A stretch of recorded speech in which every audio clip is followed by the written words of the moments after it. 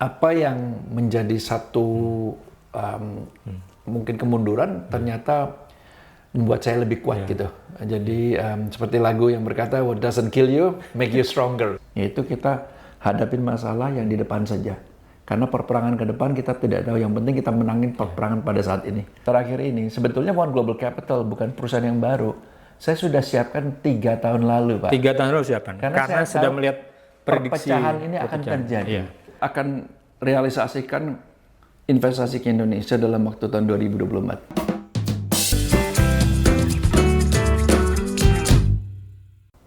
Salam jumpa kembali bersama Hendaru dari Properti Terkini dalam program Ngulik Properti. Hari ini saya berkesempatan untuk diterima oleh salah satu tokoh properti bukan hanya mungkin mancanegara, yaitu Pak Iwan Sunito yang oleh media-media sering dijuluki sebagai Raja Properti Australia. Oke, Pak Iwan. Kita langsung aja Pak Iwan. Kita baru saja selesai dengan Pilpres Pak. Banyak pengembang selalu mengatakan wait and see, menunggu dulu hasil Pilpres dan lihat dulu kebijakan pemerintahan yang baru. Dan kadang-kadang ada yang mengatakan propertinya agak menurun sampai nanti ada pemerintahan baru. Nah, Pak Iwan sebagai seorang pengembang mancanegara, bagaimana Pak Iwan melihat seperti ini? Apakah kalau di negara-negara luar hajatan properti itu punya dampak pada bisnis properti, Pak Iwan? Biasanya sih dampaknya sudah tahu sebelum pemilihan umumnya, Pak. Sebelum pemilihan umum. Karena pihak political party-nya itu biasanya sudah memberikan tahu apa yang mereka akan putuskan. Jadi contohnya kalau negative gearing-nya, contohnya itu adalah satu policy di Australia yang membantu untuk orang investor. Jadi orang investor kalau beli properti dia bisa ngurangkan kalau dia negative income daripada investasinya, dia bisa motong gaji pajak pribadi. Contohnya begitu. Kalau seandainya political party itu mulai berpikir untuk merubah ini untuk menghilangkan, biasanya akan terjadi eksplorasi penjualan supaya orang tahu wah nanti akan mungkin turun gitu. Memang Indonesia agak unik ya Pak ya, di mana orang menjaga-jaga dan takut bahwa nanti ada dampaknya gimana. Dampak gitu. gimana, guys? Kalau menurut saya sih, every day is a good day untuk property developer. Tiap hari ya sesuatu yang baik sebetulnya. Karena saya yakin setiap government atau pemerintah apapun juga pasti mau yang terbaik. Karena kalau tidak, mereka juga tidak akan dipilih kembali kan Pak? Jadi menurut saya memang akan ada dampak dari fokus orang awam pindah ke arah properti. Itu umum, atau ke arah politik. Gitu, karena ingin tahu what's happening, siapa yang jadi pemimpin, siapa yang jadi yang tidak menang gitu ya. Tapi dampak di Australia sangat kecil sekali. Sangat kecil Pak. Sangat kecil. Mungkin kalau di Indonesia mungkin karena faktor apa? Mungkin karena mereka melihat-lihat dulu kondisinya gitu, baru mereka mau berekspansi. Saya pikir karena di Indonesia political party ini setiap electionnya besar sekali ya Pak ya, 275 juta orang yang berpartisipasi, sehingga dampaknya untuk ekonominya juga banyak. Tapi saya yakin bukan semuanya jadi mundur kan, misalnya dunia percetakan mungkin akan maju ya. Dunia mungkin dengan kampanye sosial media akan mencari akal-akal yang baru. Tapi menurut saya kan Indonesia di drive atau di rasa ketakutan, yang takut kalau pemimpin yang baru akan melakukan hal yang mungkin tidak sesuai dengan yang mereka ingin harapkan gitu. Tapi menurut saya itu adalah buktinya dari sejak awal sampai sekarang, it can only get better, selalu akan lebih baik. Akan lebih baik. Mungkin karena itu Pak Iwan sekarang coba masuk ke Indonesia untuk investasi properti? Saya bukan karena itu, tapi memang sebetulnya ingin kembali. Tapi ada perlambatan sedikit slow down gitu karena ada sedikit friction di dalam Crown Group, perusahaan yang saya sudah pimpin 25 tahun. Jadi terhambat selama 2 tahun sebelumnya COVID, setelah itu ada sedikit hiccup atau keceguk gitu ya, bahasa Indonesianya agak sedikit perlambatan di Crown Group. Jadi tertunda untuk merealisasikan untuk masuk Indonesia. Tapi masuk Indonesia sudah satu keinginan gitu. Dan tapi setelah perperangan atau masalah yang saya hadapin bersama partner saya di bisnis Crown, sudah saya rasa tinggal cuma beberapa bulan lagi untuk penyelesaian. Dan apa yang menjadi satu mungkin kemunduran ternyata membuat saya lebih kuat gitu. Jadi seperti lagu yang berkata, "What doesn't kill you, make you stronger." Oke, Pak Iwan. Pak Iwan selama ini ya di sebagian wartawan besar lah, termasuk saya itu kan Pak Iwan identik dengan Crown Group. Kalau di mana ada Crown Group di situ ada Pak Iwan. Tapi baru-baru ini Pak Iwan mengatakan bahwa Crown Group adalah masa lalu, One Global Capital adalah masa depan. Mungkin bisa dijelaskan Pak, apa ini? Jadi Crown Group, saya anggap bahwa Crown Group masa lalu, the One Group is the new future. Sekarang saya percaya bahwa Crown Group fase kedua atau versi nomor 2 itu akan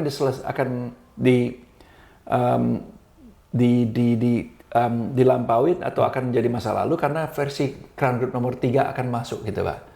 Versi 3? Versi 3, yaitu di mana dia menjadi bagian daripada One Global Capital. Jadi kalau kita lihat sejarahnya Crown Group, sebetulnya awal dari pertama waktu saya bentuk itu Crown Group nomor 1 Pak. Jadi versi nomor 1-nya kayak Pentium-nya nomor 1 gitu Pak ya, kayak Apple Computer nomor 1 gitu. Setelah itu saya mengambil saham 50% gitu, dari 8,33%, lalu setelah 89 tahun, partner-partner saya melihat bahwa saya kontribusi untuk perusahaan cukup baik gitu, lalu mereka ingin saya ngambil saham lebih banyak. Dan sejak itu saya ambil 50%. Nah itu yang kedua berarti itu? Itu versi nomor 2. Versi kedua. Setelah itu baru,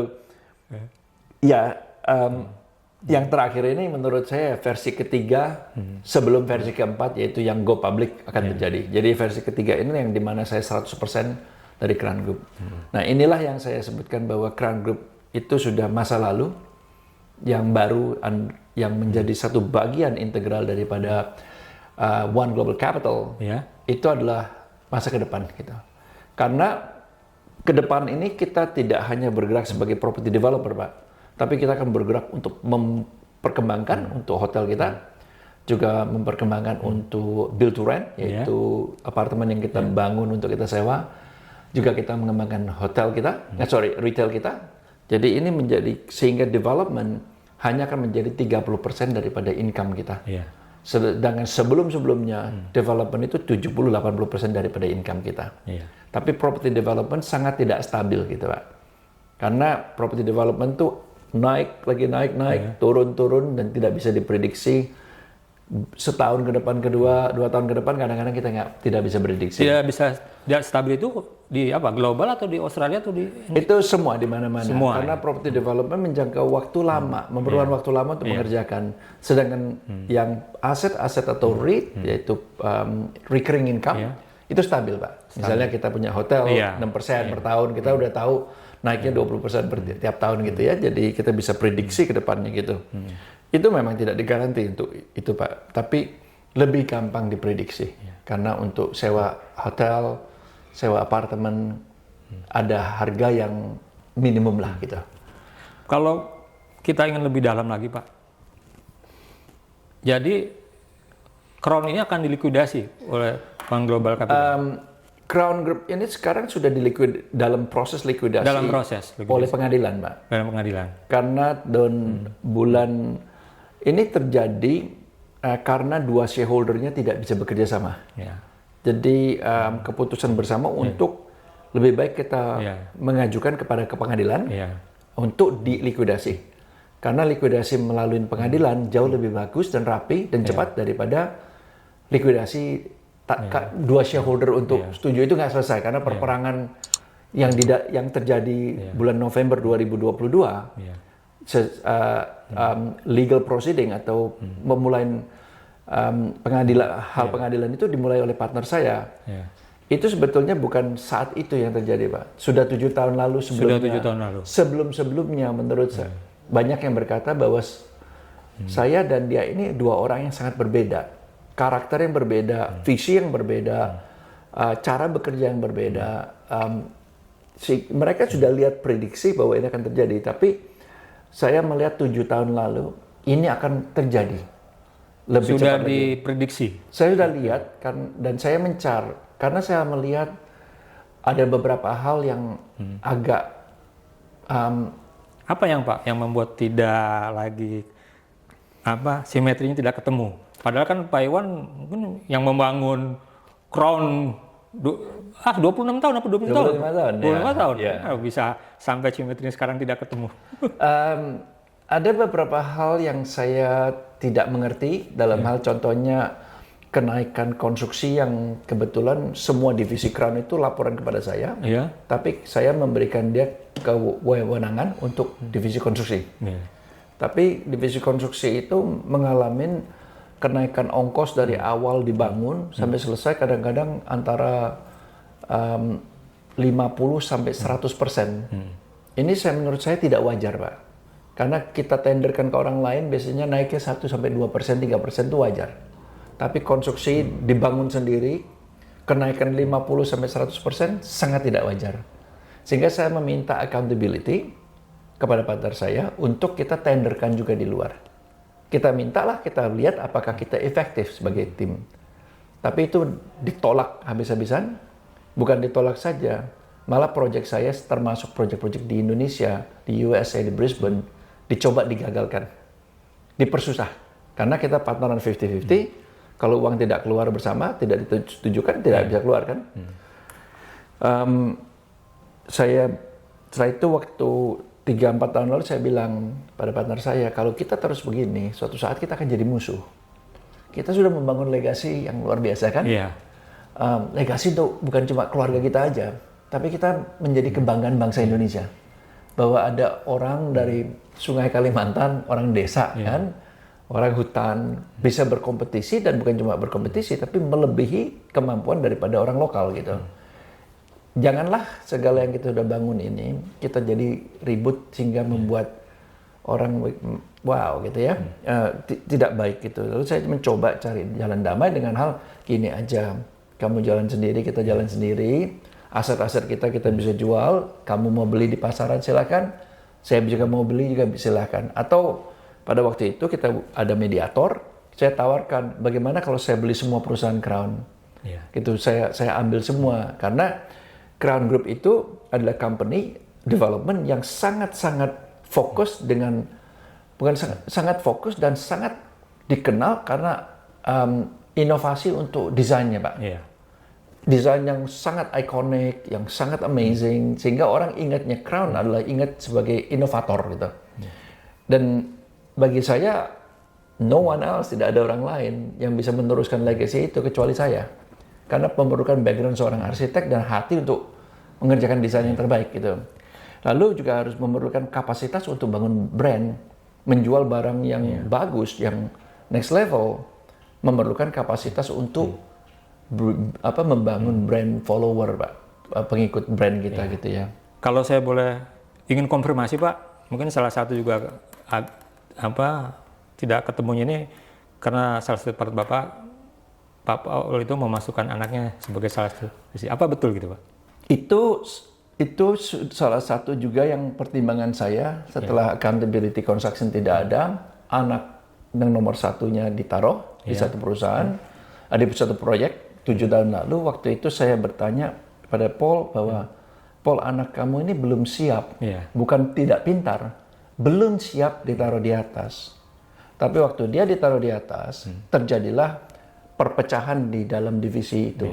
Yaitu orang-orang yang dianggap tidak sekubu dengan anaknya diperlakukan tidak baik sama Paul Satyo, sama anaknya.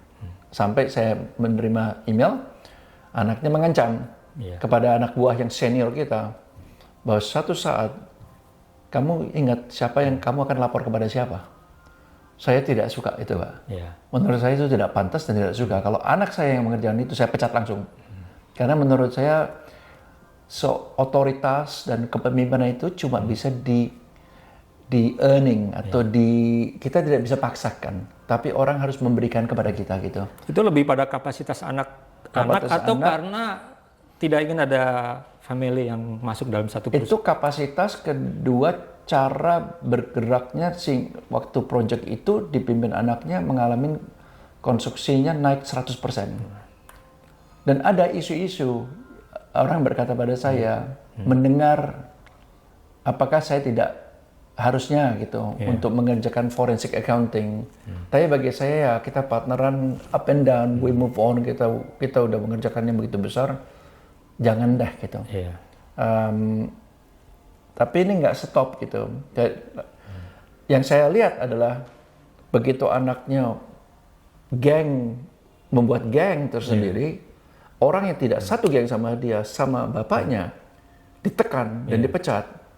Saya bilang, wow, ini menjadi family business.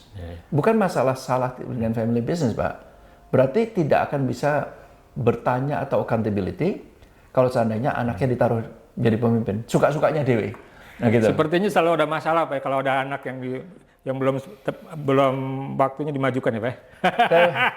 Saya rasa pasti susah ya, karena tapi nggak seharusnya gitu. Contohnya saya tidak pernah memaksakan anak saya masuk ke perusahaan saya. Waktu sama Paul Satio, saya juga tidak maksudkan. Saya minta gaji dia ditentukan oleh anak buah saya. Karena bagi saya bukan itu konflik of interest. Jadi sebetulnya kita bisa menjadi independen, kita bisa fair. Menurut saya terbaik kalau anak itu keluar dulu. Sekolah, carilah kerja di tempat lain, berjuanglah, taunya susahnya gimana. Karena itu akan membentuk karakter mereka, akan membuat mereka luar biasa. Nah sekarang anak saya setelah balik dari USC, University of Southern California, dia lulus dengan nilai yang cum laude kan, Pak. Very smart boy. Tapi dia memilih, Dad, saya pengen kerja tempat lain. Good, you fight. Itu yang terbaik menurut saya gitu. Tapi memang pada dasarnya Crown Groom, dari awal saya bilang, ini adalah saya dan Paul Satio. Partneran saya tidak dengan anaknya. Begitu partneran ini selesai, perusahaannya akan selesai. Artinya ada kesepakatan, ini ada dua individu yang di situ dan tidak ada yang lain. Karena bagi saya tidak berpartneran sama anaknya. Kalau partneran saya berdua tidak jalan lagi, it's the end of it. Dan semua partneran kan juga punya waktu selesainya. Pada waktu itu saya berpikir bahwa dengan saya bawa perusahaan kita untuk go public, adalah salah satu cara untuk membuat perusahaan ini menjadi independen atau lebih profesional diatur oleh orang lain gitu, Pak. Jadi atau tim yang profesional gitu ya. Tapi itu tidak kesampaian. Sekarang Pak, One Global Capital ini Bapak sebut tadi adalah masa depan. Nah, apa ya Pak yang akan dikerjakan One Global Capital sebetulnya meneruskan visi yang dari awal, Pak. Jadi visi untuk kita go public, visi untuk perusahaan kita untuk membangun recurring income, visi untuk meneruskan apa yang kita sudah kerjakan dengan baik. Perbedaannya adalah One Global Capital bermain di level yang di atas lagi, Pak. Dana-dana yang mau partneran sama saya, dana yang tidak ada batasnya, Pak. Karena pada saat ini selama waktu kita terjadi perperangan hukum atau legal ya dari partner saya sama saya, itu tahu-tahu dukungan dari teman-teman saya yang sekarang menjadi posisi-posisi di tempat-tempat yang strategis atau level-level yang tinggi, itu mereka tertarik sekali melihat, ayo Iwan kita dukung Anda untuk mencapai visi ini. Jadi yang saya lihat opportunities untuk One Global Capital itu sangat luar biasa. Selama 1,5 tahun yang terakhir ini, sebetulnya One Global Capital bukan perusahaan yang baru. Saya sudah siapkan 3 tahun lalu, Pak. 3 tahun lalu siapkan? Karena saya sudah melihat prediksi perpecahan ini akan terjadi. Karena saya merasa bahwa kalau dua pihak sudah tidak berpikir yang sama, dia akan bilang A, saya akan bilang B. Sudah ketemu? Sudah cuma waktunya ya. Tinggal ini nunggu waktu. Time bomb aja. Jadi 2 tahun lalu saya sudah mulai investasi ke proyek 2 skala yang besar. Satu di Macquarie Park, satu di Chatswood. Di Macquarie Park 505 triliun, di Chatswood 12 triliun Jadi dengan 2 project ini, dan saya bersyukur tahun lalu approval atau izin dikasihkan, lalu pemerintah memberikan saya 30% bonus di proyek saya. Jadi itu satu berkat yang kita tidak bisa pikirkan, Pak. Oke, kalau di Crown waktu itu Bapak bangun kan berpartner, Pak. Nah, kalau di One Global Capital ini, kalau kita boleh tahu, ini Pak Iwan sendiri atau ada partner? Saya untuk sementara saya tidak berpikir untuk partneran sama orang lain dulu. Saya partneran akan cuma di project level aja. Project lah. Tapi di company saya mau, family kita, atau saya mau mimpin 100% semuanya gitu. Jadi visi 7 tahun ke depan, $5 billion company market cap, yang kita mau go public, itu adalah keinginan saya adalah 100% punya milik kita sendiri. Karena pengalaman dengan Crown seperti itu, tidak ingin itu terulang. Bukan masalah saya pikir partneran yang sudah terjadi itu sudah membuat sesuatu hal yang baik untuk saya. Tapi saya melihat saya terlalu kreatif, saya sangat kreatif jadi orang. Kecepatan saya bekerja seringkali terhambat dengan orang yang tidak bisa mengimbangin yang sama. Sehingga kadang-kadang partneran sama orang lain yang biasanya melihatnya dari segi angka. Susah, Pak, karena kita pembangunan project yang desain yang ikonik, harga yang ikonik gitu kan, memang lebih tinggi, tapi memang orang mau bayar dengan harga itu karena tahu desain yang bagus, kualitas yang bagus, service yang bagus, dan sudah pasti kita tahu bahwa ini tidak barang sembarangan gitu. Nah, ini yang selama 1,5 tahun, walaupun waktu itu saya melihat, wah, perperangan ini akan bisa habis saya, dalam waktu 6 bulan saya mulai perperangan. Peperangan ini menghabisin energi, Pak Iwan? 6 bulan pertama ya.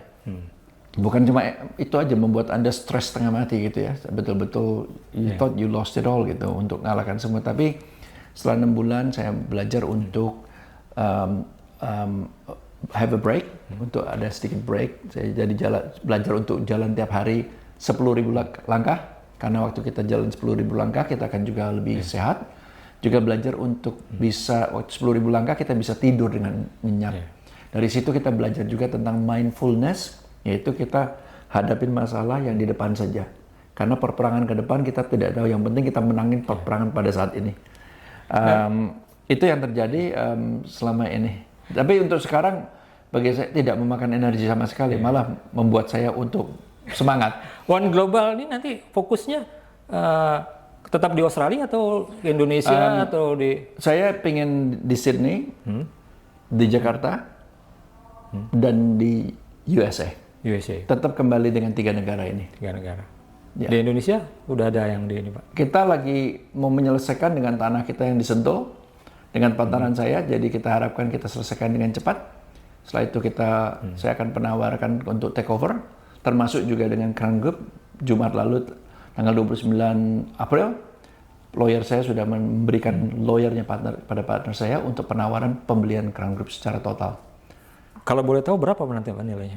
Oh, itu mungkin nanti suatu saat saya kasih tahu, tapi banyak deh. Banyak. Jadi tetap Polsat kita tidak bermain dengan level yang sama pada saat waktu dia mau menawarkan saya mengambil saham saya, mau beli 50% saham saya, menawarkan dengan harga yang ngawur-ngawur aji mumpung. Sekarang yang saya tawarkan kira-kira 6 kali lipat, 600% lebih daripada yang dia tawarkan. Jadi menurut saya itu fair lah. Sangat fair dan lebih dari fair. Lebih dari fair. Untuk you move on, you sudah ada satu grup kan? Biar saya yang continue, karena Crown Group kan saya yang mulain, Pak. Saya yang ngundang mereka untuk masuk. Waktunya lah, kalau tolonglah.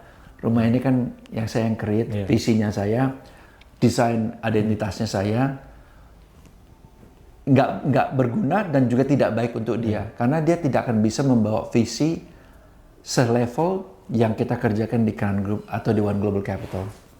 Oke, terakhir Pak Iwan, nanti Crown Group ini apa setelah dilikuidasi, apakah nanti melebur atau nanti 2 perusahaan ini? Wah, harapan saya adalah penawaran saya diterima sehingga Crown Group akan saya teruskan. Artinya ada One Global, ada One Global adalah the head company, induknya, yaitu capital dan fund. Crown Group adalah produk untuk membangun residential. Tapi kita juga ada One Global Residences and Resort, hotel dan residence combined jadi satu. Kalau Crown Group akan membangun tetap yang sama, yaitu unit, apartemen, tapi One Global Residences dan Resort adalah the next level. daripada produk kita ke depan. Artinya kalau nanti bisa Jadi Crown bisa masuk, tetap ada harapan lebih banyak investasi ke Indonesia atau tetap di Australia? saya akan realisasikan investasi ke Indonesia dalam waktu tahun 2024. Tahun ini juga ya Pak ya? Iya, tahun ini juga. Oke. Terima kasih banyak Pak Terima Iwan. kasih. Telah kita beri kesempatan untuk bincang-bincang. Next kita ketemu lagi Pak. Yes, terima kasih. Oke, terima kasih banyak Pak Iwan. Ya, terima kasih.